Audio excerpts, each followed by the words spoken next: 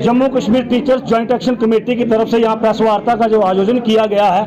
उसका मेन उद्देश्य ये है कि 2 महीने पहले हमारी स्टेट बॉडी की इलेक्शंस हुई थी, उसके बाद एक पार्शल एक्सपेंशन भी हुआ था। आज जो है फर्दर एक एक्सपेंशन हमारी स्टेट बॉडी का हो रहा है, जिसमें हमारे आफ्ताब मलिक जी हैं, इनको हमने स्टेट का जो जम्मू कश्मीर, इनको हमने स्टेट का वाइस प्रेसिडेंट नियुक्त किया है। साथ में इनके हमारे रविंदर सिंह मनहास जी हैं, ये हमारे जम्मू डिस्ट्रिक्ट के प्रेसिडेंट बने हैं। साथ में महेंद्र सिंह जी हैं, ये हमारे जोन जोड़ियाँ के प्रेसिडेंट बने हैं। एक तो हमारा सबसे पहले ये इशू था कि हमने अपनी बॉडी जो है इसको एक्सपेंड करना था, पोर्टफोलियो होल्डर्स को अनाउंस करना था। और दूसरा जो हमारे बड़े लॉन्ग पेंडिंग इश्यूज हैं, उनको भी आपके माध्यम से हम गवर्नमेंट तक पहुंचाना चाहते थे, एलजी महोदय तक पहुंचाना चाहते थे, और उम्मीद करते हैं कि उन मसलों को गंभीरता से लेते हुए उन मसलों का निपटारा जो है वो किया जाएगा। सबसे पहले मसला जो हमारा ट्रांसफर पॉलिसी को लेकर है कि जितने भी आरटी बॉन्ड हमारे टीचर्स हमारी जम्मू कश्मीर में हैं, जो लगभग 50,000 से ऊपर हैं,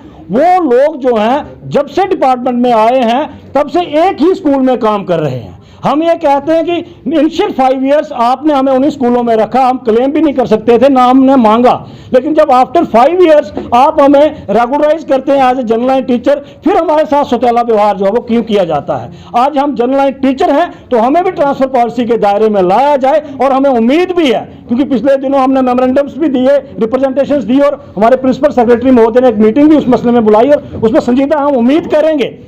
कि हमारे बने और हम लोग भी उसी दायरे में आए जैसे बाकी टीचर्स जो है वो आते हैं। उसके बाद जो इनिशियल 5 इयर्स हमने डिपार्टमेंट में दिए हैं, 5 साल 1500 रुपये पे हमने दिए हैं, वो हम कहते हैं कि वो पीरियड आप हमें फाइनेंशियली मत दीजिए, लेकिन नोशनली वो पीरियड जो है वो हमारे सर्विस रिकॉर्ड में जुड़ना चाहिए, क्योंकि हमारे कुछ ऐसे लोग थे जो ओवर एज की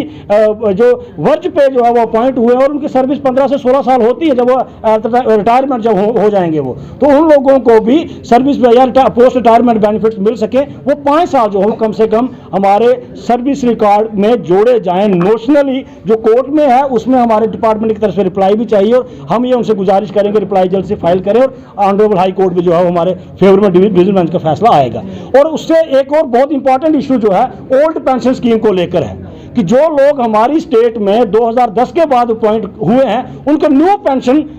सिस्टम में रखा गया है। जो मैं कहता हूं एक मुलाजम का पोस्ट रिटायरमेंट का जो उसका एक जरिया है, सोर्स ऑफ इनकम है पेंशन, उससे उसको महरूम रखा गया है, जो उसके बुढ़ापे का सहारा है उससे उसको महरूम रखा गया है। तो हम ये कहते हैं एलजी महोदय से इसलिए गुजारिश करते हैं क्योंकि ये एक स्टेट सब्जेक्ट है, पूरे हिंदुस्तान में सेंट्रल गवर्नमेंट ने 2004 से वो एनपीएस जो है वो लागू किया था, लेकिन हमारी स्टेट में 2010 से लागू हुआ है। तो हमारे एलजी महोदय जो है उसको रिप्लेस कर सकते हैं ओल्ड पेंशन स्कीम से। तो हमारी ये गुजारिश आपके माध्यम से ये रहेगी कि हमारे जो जितने भी मुलाजिम 2010 के बाद अपॉइंट हुए हैं उन लोगों को पुरानी पेंशन स्कीम के दायरे में लाया जाए। और हम उम्मीद करते हैं जिस तरह से एलजी एडमिनिस्ट्रेशन काम भी कर रही है और हमारे बड़े सारे मसले हल भी हुए हैं, हम ये उनसे गुजारिश और उम्मीद भी करेंगे कि हमारे मसलों को भी एमिकेबली रिजॉल्व किया जाए, ताकि हम उन गरीब बच्चों को, दूर दराज इलाकों में हम लोग जिन स्कूलों को चला रहे हैं, उन बच्चों को पूरी कड़ी मेहनत करके दिल से लगाव से हम लोग उन बच्चों को पढ़ा पाएं, क्योंकि वो हमारे देश का भविष्य है। लेकिन जब तक एक शिक्षक खुद संतुष्ट नहीं होगा